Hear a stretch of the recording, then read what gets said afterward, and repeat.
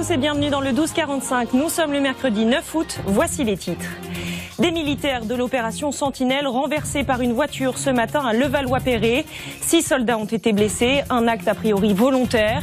Le conducteur est en fuite. Nous ferons le point sur la situation en direct avec notre journaliste sur place.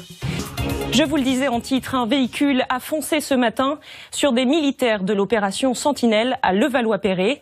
6 d'entre eux ont été blessés, dont 2 plus sérieusement. La voiture est toujours en fuite, elle est activement recherchée. La section antiterroriste s'est saisie de l'enquête. Guillaume Brunero et Adrien Cadorel. 8 heures ce matin, 10 militaires quittent cette caserne de la place Verdun à Levallois-Perret. Soudain, une voiture garée à proximité démarre en trombe et heurte la patrouille. 6 d'entre eux sont plus sérieusement blessés et rapidement pris en charge. Moi j'ai vu une civière avec un militaire dessus et après un qui est parti en fauteuil roulant et un qui est parti à pied avec des bandages sur les mains et sur les jambes. Transférés dans 2 centres hospitaliers des Hauts-de-Seine et du Val-de-Marne, 2 des militaires souffrent de fractures, les 4 autres de contusions. La voiture, une berline de marque allemande, ainsi que son conducteur sont toujours activement recherchés. Selon plusieurs sources judiciaires, l'exploitation de la vidéosurveillance implantée sur la voie publique démontrerait le caractère intentionnel de l'attaque.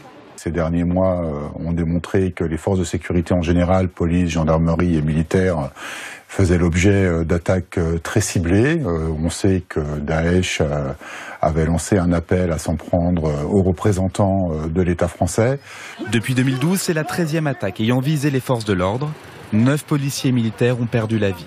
Et comme ce matin, les patrouilles Sentinelles ont déjà été visées, comme au Carrousel du Louvre en février, puis à l'aéroport d'Orly un mois plus tard.